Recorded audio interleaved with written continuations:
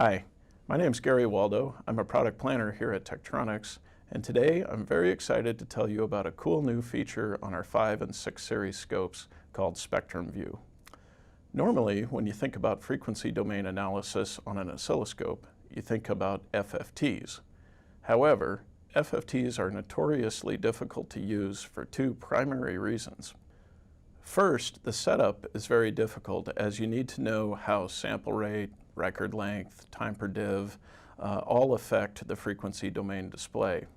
Next, those key scope acquisition parameters, sample rate, record length, time per div, all affect both displays, the time domain display and the frequency domain display. What this means is that most of the time you can either optimize your view of the frequency domain at the expense of the time domain view, or you can get an optimal time domain view, but your frequency domain view is messed up.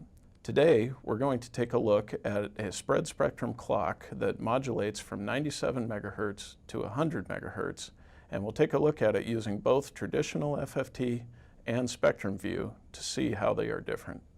The first thing I'm going to do is set up a traditional FFT display. I'll do that by adding a math waveform, setting it to FFT, and you see up here a spectrum, but I'm not really interested in the entire spectrum. I'm really just interested in the frequency range of the spread spectrum clock. So I'm going to change my view from to 95 megahertz to 102 megahertz. And this is our resulting FFT display. Notice that I just get a flat line across the top. This gets to the point that I was making above understanding the sample rate, record length, and time per div settings of the oscilloscope. Resolution in my frequency domain display depends on the amount of time I capture in the time domain display. So to increase my resolution here, I need to capture more time here. So let's go ahead and do that. As I go to slower and slower sweep speeds, notice that I get better resolution in my FFT view, to the point where when I get to 10 microseconds per division, I can see the characteristics of my spread spectrum clock. But to achieve this setup with a regular FFT, I had to understand the implications of sample rate, record length, and time per div settings on the FFT. Let's look at this using spectrum view now. Spectrum View is a new feature that allows any flex channel on a 5 or 6 series to be configured as an analog channel, digital channels, or a spectral view of the analog input. In this case, we're only going to look at one channel. So I select channel 1, go to Spectrum View, and turn it on. The first thing I'm going to do is drag this view such that I can see both of my frequency domain views side by side for easy comparison. Couple of things to notice immediately. First, automatic peak markers indicate the frequency and amplitude of the highest magnitude peaks in the spectrum view display. Next, I get a spectrum badge down here that indicates my center frequency, span, and resolution bandwidth of the spectrum view display. So I'm going to double tap that, set my center frequency to 98.5 megahertz, and set my span to 7 megahertz.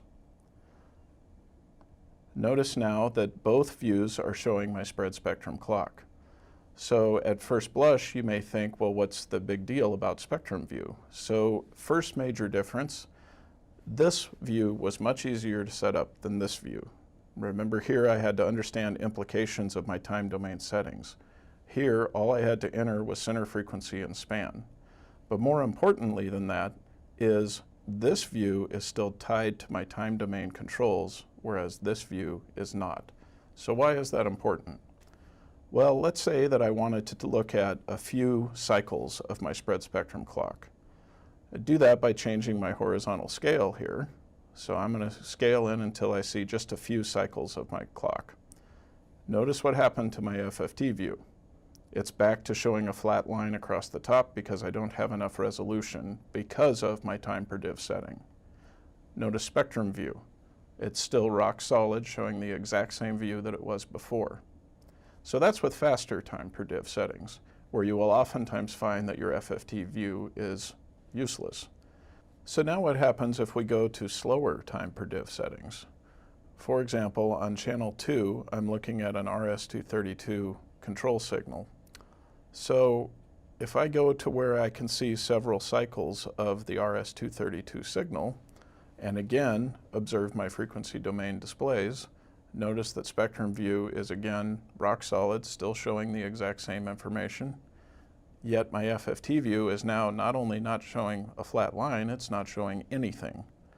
The reason why, if we look down here to our acquisition settings, we're acquiring at 62.5 megasamples per second, which is not enough to capture the Nyquist information on a 100 megahertz spread spectrum clock.